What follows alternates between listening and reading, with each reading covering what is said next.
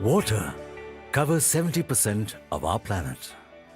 Oceans and rivers are the underlying fabric that bind all our lands.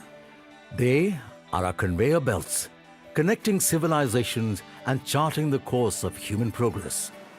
Since ancient times, India, with all her natural wealth, has provided the thrust for sea-bound explorations, voyages that have formed the bedrock of modern-day maritime trade. The Indian Ocean touches the coastlines of 37 nations spanning 3 continents. With more than 80% of the world's seaborne trade in oil, 1/3 of the bulk cargo, and carrying half of the world's container traffic, the Indian Ocean region is the epicenter of economic activity. And India is strategically placed at the very center of this network. Every conceivable route along the Indian Ocean region have seen India as a destination for trade. The ancient spice, silk, and incense trade routes were inevitably linked to India. Sailors and soldiers from the Iron Age, fortune seekers and missionaries from the medieval era, to geographers and administrators at the turn of the Industrial Revolution, all have stepped ashore on the Indian land. From cotton to crude oil, India's maritime history beholds some of the most intriguing tales of wars and voyages, conquests and coalitions, events that have defined our world in the 21st century.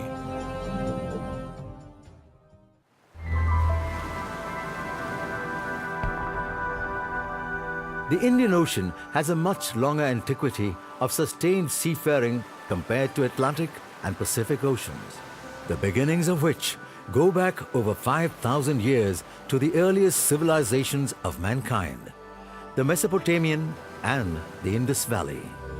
Thriving along the river Indus and its tributaries, the Indus Valley civilization can be traced to the western regions of the Indian subcontinent.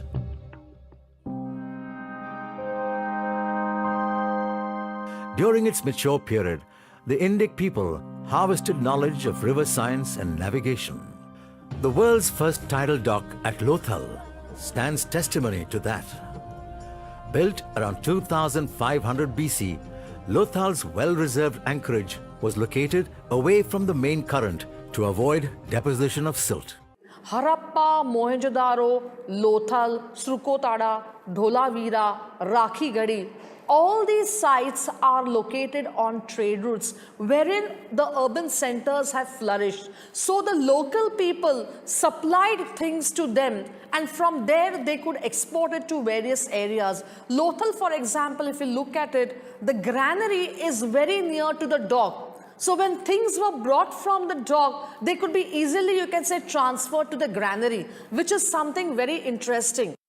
Field archaeology in Mesopotamia and Sumeria has unearthed 30 Indus seals.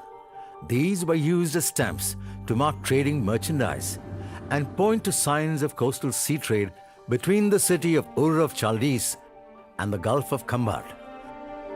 Maritime trade in this period mainly involved carnelian beads, out of which rings and bangles were made. During the later stages, lapis lazuli and other semi-precious stones were also traded till around 1500 BC.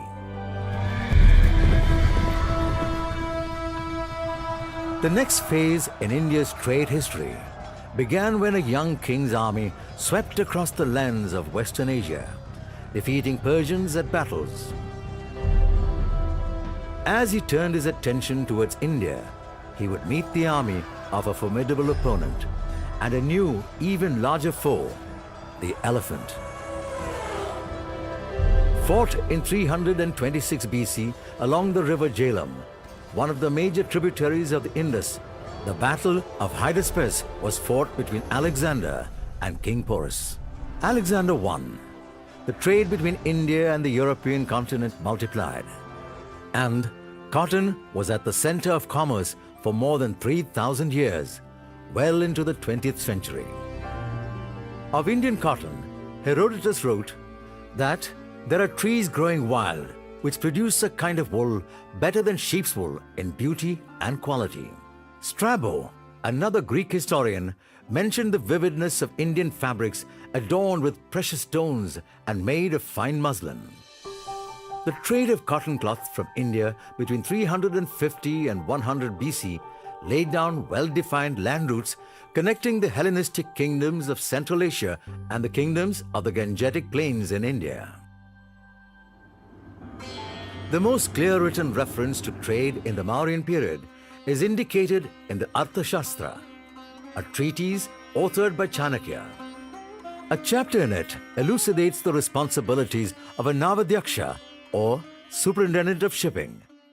You had these Navadhyakshas not only on the coast but along the rivers also, because riverine trade was more popular in Mauryan India. Maritime commerce is not possible without internal trade routes. They connect important commercial centers to ports. The Uttarapatha, or the Northern High Road, ran from the port city of Tamralipti in Bengal across the Gangetic Plains via Varanasi to eastern Afghanistan. The Great Southern Highway, or the Dakshinapatha, connected the ancient city of Pratishthan and Ujjain to Mathura. And the third major trade route was the Dwaravati and Kamboja, which connected Dwaraka on the western coast of Gujarat to the Kamboja regions in modern-day Afghanistan and Uzbekistan. These three internal routes connected the overland trade route running from Eastern Asia to Europe via Persia to the entire coastal belt of India. These are the routes which give you your entire hinterland. And I think what needs to be remembered here is that economically, there is a sense of the unity of India. Because these are defined by direction, not king. So Uttarapatha and Dakshinapatha give you the cardinal directions. They do not give you the political systems. So here you've got the sense of the economic unity of the region from the point of view of commerce. And I think that's something that we need to remember more often.